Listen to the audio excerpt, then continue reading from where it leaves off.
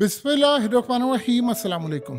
Putin ने आज एक ऐलान किया है जिसके बाद अमेरिका ने इजराइल को पैगाम दिया है कि जो चंद महीने के बाद होगा, सारी उम्मत मुस्लिमा के ममालिक, सारे लोग, चाइना, रशिया, ईरान, सब मिलकर तुम पर हमलावर हो जाएंगे और इतने मुल्क हमला करेंगे कि फिर मैं भी तुम्हें बचा नहीं पाऊंगा।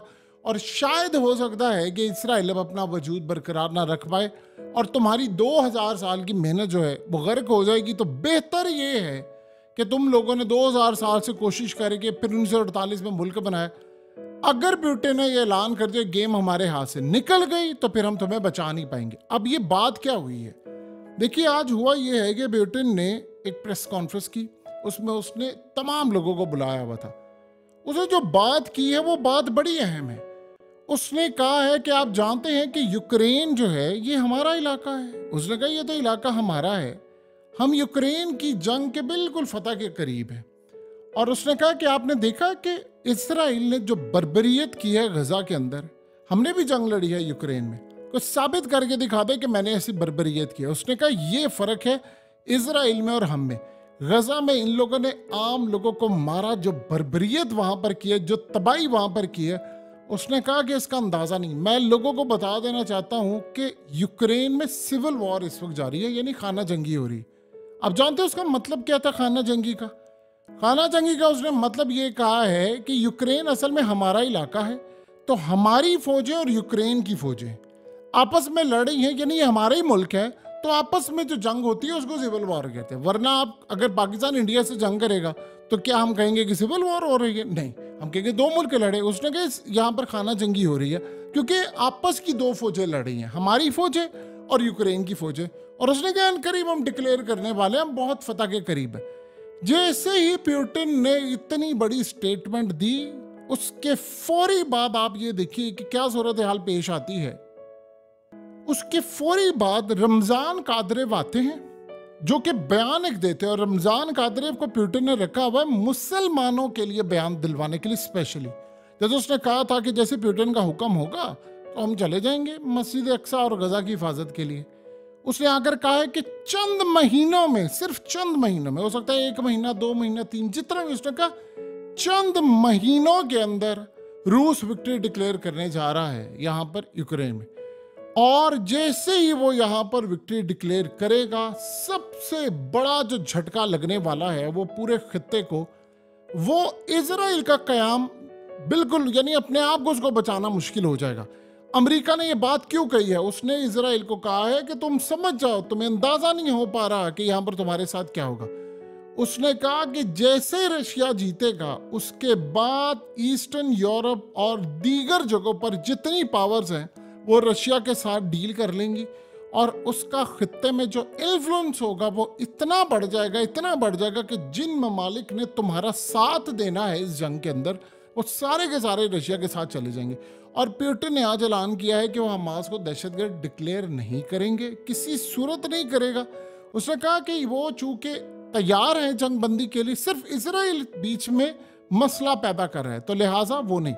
और उसके बाद उसने कहा कि जैसे ही वो पूरे खित्ते के अंदर इन्फ्लुएंस करेगा तो जो स्पेस अमेरिका ने मुस्लिम कंट्रीज को वो कंट्रोल करने में रखी हुई थी वो सारा उसके हाथ से चला जाएगा, क्योंकि सब कहेंगे कि ठीक है अब तो जंग खत्म होगी, अमेरिका बचा नहीं पाया, नेटो भी बचा नहीं पाई, तो लिहाजा आज के बाद जो अगला नया गिबला है वो या तो रूस है या फिर चाइना है। और इस सारी सूरत हाल के अंदर उसने कहा कि फिर वो मुस्लिम कंट्रीज के ऊपर पूरा इन्फ्लुएंस करेगा, और पूरा इन्फ्लुएंस करने के बाद ये सारे अपना एक ब्लॉक बनाएंगे और ब्लॉक बनाकर ये इजराइल के ऊपर चढ़ाई कर देंगे, और इजराइल को कोई बचा नहीं सकेगा, ना अमेरिका बचा सकेगा ना कोई और बचा सकेगा।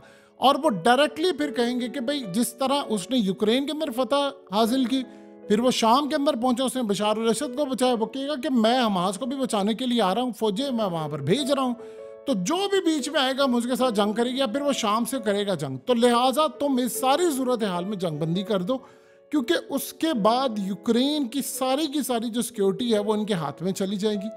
और जो सबसे बड़ी बात है कि वेस्टर्न कंट्रीज, खास तौर पर यूरोप और नेटो, ये इनकी जो फॉरेन पॉलिसी और डिफेंस स्ट्रेटजीज हैं वो सारी बदलना पड़ेंगी, और नेटो हो सकता है टूट जाए, क्योंकि उनकी पॉलिसीज, फॉरेन पॉलिसीज और उनकी स्ट्रेटजीज सारी फेल हो गई हैं। और इकोनॉमिक वाइज इसका जो नुकसान होगा वो इतना खतरनाक होगा कि अभी ये तेल को कंट्रोल करके इतना पूरे खित्ते में इन्फ्लुएंस कर रहे हैं, तो जब ये मिलकर एक ब्लॉक बना लेंगे, पूरा तेल का मामला सारा इनका हो जाएगा, यूरोप इनके साथ मिल जाएगा। तो इस सारे मामले के ऊपर हमें खतरा ये है कि नेटो टूट जाएगी, और नेटो टूट गई तो अमेरिका का साथ किसी ने नहीं देना, और मुस्लिम कंट्रीज के ऊपर जितना उसका इन्फ्लुएंस इस वक्त बढ़ चुका हुआ है वो उनको अपने साथ में लाएगा। जैसे वो ईरान को बैक कर रहा है, यमन को बैक कर रहा है। अगर ये सूरत हाल हो जाएगी तो ग्लोबल पावर की जो डायनामिक्स है वो बदल जाएगी, और सारे का सारा यूरोप और पूरा वर्ल्ड उसके इशारों पर नाचेगा। और इस वक्त उसके ताल्लुकात मुस्लिम कंट्रीज से हैं बहुत ज़्यादा अच्छे, मुसलमानों के साथ बहुत अच्छे हैं, और ये ना हो कि एक ब्लॉक बन जाए जिसमें वो फ़लस्तीन को भी शामिल करना, फिर तुम्हारे लिए यहाँ पर रहना और बचना बिल्कुल नामुमकिन हो जाए।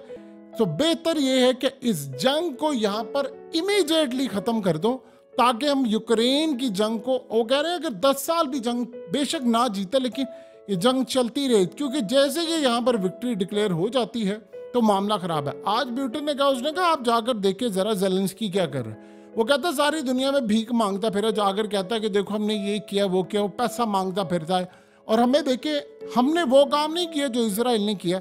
तो इजराइल की ये जो सारी इस वक्त दहशतगर्दी सब कुछ है कि दुनिया ये समझ रही है कि हम उसको बर्दाश्त कर लेंगे, हम किसी सूरत बर्दाश्त नहीं करेंगे जो इजराइल का प्लान है कि वो फ़लस्तीन को खा जाए।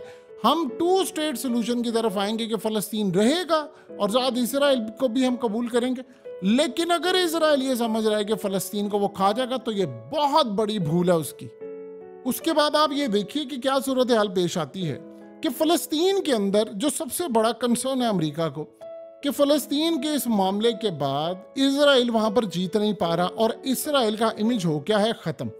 अब वो कह रहे हैं कि इस सारे मामले पर सबसे ज़्यादा जो कंसर्न हमें है कि यमन और हौसियों की जानिब से पूरे का पूरा, जो ख़ास तौर पर याद रखिएगा, ये बाबल मंदा वाली साइड जो स्ट्रेट है ये वो पैरालाइज कर चुका है, और उसने कहा कि पूरे वर्ल्ड की जो शिपिंग लेन्स हैं वो यहाँ से नहीं गुजर पाएंगी, और ये सबसे ज़्यादा ख़तरनाक इसके लिए अमेरिका और ख़त्ते के लिए ख़तरा है, क्योंकि अमेरिका उस पर हमला नहीं कर पा रहा, मिडिल ईस्ट हमें सपोर्ट नहीं मिल पा रही। और जिस तरह अमेरिका ने हालिया यूनाइटेड नेशन के अंदर वीटो किया है, इन्होंने यहाँ पर वीटो कर दिया है, और वो कह रहे हैं कि सारे का सारा फोकस इधर आ रहा है, हथियार वहाँ पर ख़त्म हो रहे हैं यूक्रेन में, और ये सारा फोकस हमारा अगर इधर आ जाता है तो यहाँ पर हम लड़ने की कैपेसिटी नहीं रखते।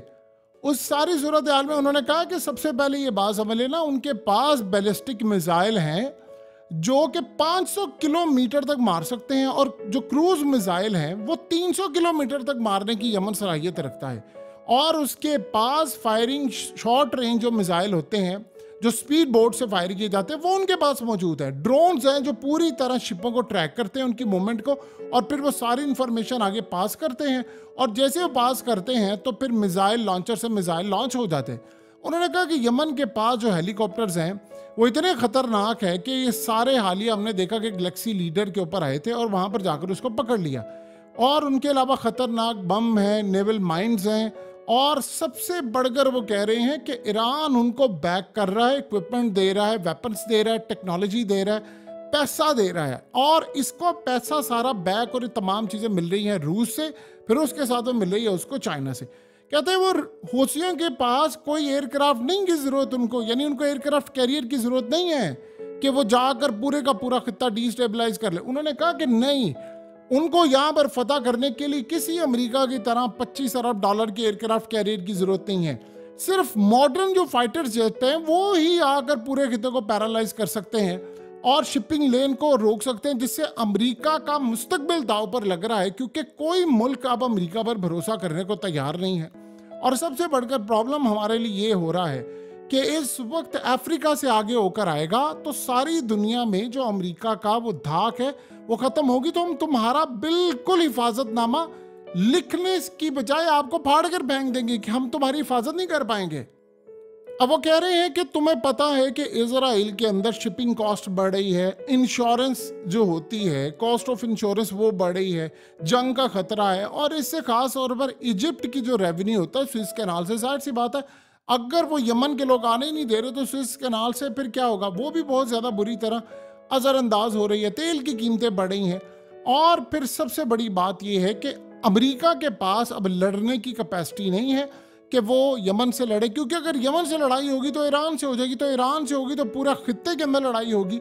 और आप सबसे बड़ी बात ये वो कह रहे हैं कि इस वक्त रेड सी के अंदर बहुत ज़्यादा उन्होंने तैयारी करके रखी हुई है और उनकी बैक के ऊपर खड़े हैं तमाम लोग, फ्रांस हो, बरतानिया हो, इनकी प्रेजेंस है, लेकिन कोई भी अमेरिका के साथ सपोर्ट करने को तैयार नहीं है।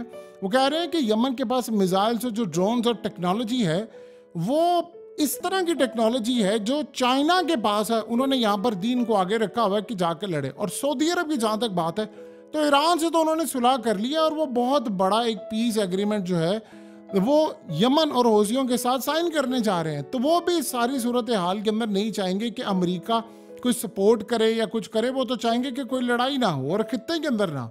तो लिहाजा यहाँ पर अगर रूस की फतह होती है तो हमारे लिए बहुत ज़्यादा तकलीफदेह बात होगी। और अनकरीब अगर वो डिक्लेयर करने जा रहे हैं तो फिर वो उम्मत मुस्लिमा के साथ एक इत्तेहाद बनाएगा। और जो ख़ास तौर पर ईरान का यहाँ पर इन्फ्लुएंस है वो सबसे ज़्यादा नुकसान पहुँचाएगी अमेरिका को, और अमेरिका को नुकसान पहुँचाएगी फिर हौसियों को। उन्होंने कहा कि अगर पुतिन ने इस सारे मामले के अंदर एक ब्लॉक बना लिया मुस्लिम उम्मा के साथ मिलकर, तो वो सारे फिर कल को इन्फ्लुएंस करेंगे कि इसराइल के खिलाफ। और अभी तो तुम सिर्फ ये जंग बंदी की बात हो रही है, बाद में तुम्हें अपना वजूद बरकरार रखना मुश्किल हो जाएगा, क्योंकि बहुत सारे ममालिक, जैसे पुतिन अब खुलकर ये बात कह रहा है, वो कह रहा है कि जो इसराइल ने बर्बरियत की है वो दुनिया में किसी ने नहीं की। उन्होंने कहा इतने लोगों को मारा, हमने जंग की है, जाकर देखो तो सही। और फिर वो यूरोप की उसने बात की। उसने कहा कि ख़ास तौर पर आप ज़रा यूरोपियन अवाम से पूछे जाकर कि हमें ये कह रहे थे कि जी आप किसी के इलाके में गए, फलाना गए, तो अब यूरोप पूरा जो है वो मुनाफकाना रवैया क्यों दिखा रहा है इसराइल की दफ़ा। हमने तो कोई 22,000 बंदा नहीं मारा, इन्होंने तो मार दिया। और वहाँ पर जो हाल किया है आम लोगों के साथ, ये तो नाकाबिले बर्दाश्त है। अब आप ये देखें कि बात तो पीछे चली गई है।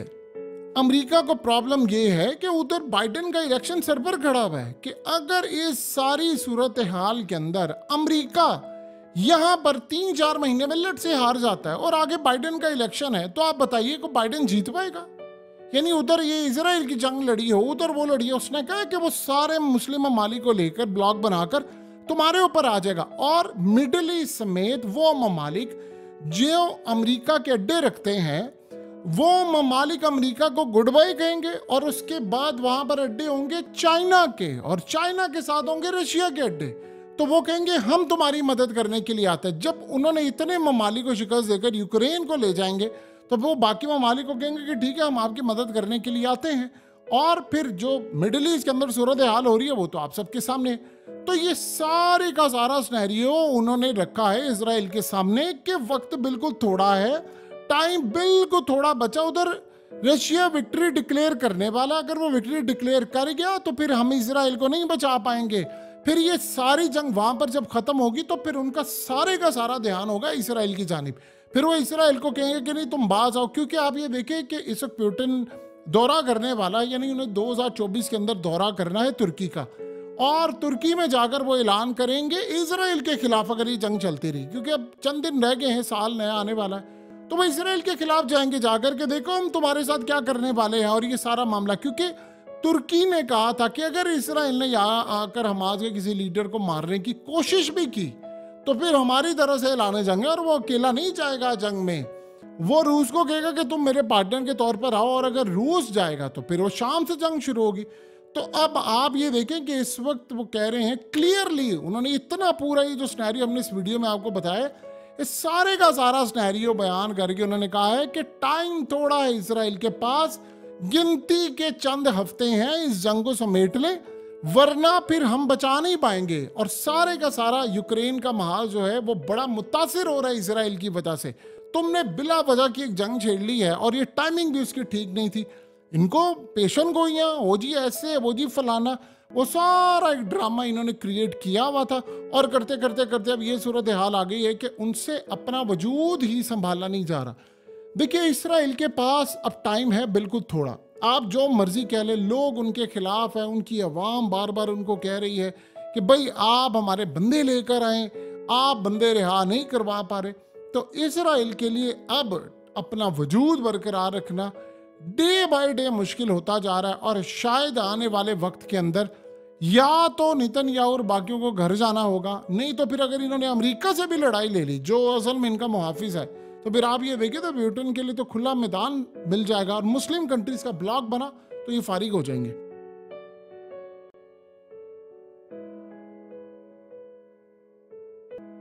हकीकत टीवी को सब्सक्राइब करना मत भूलें, वीडियो को लाइक करें, शेयर करें और कमेंट सेक्शन में अपनी राय का इजहार जरूर करें।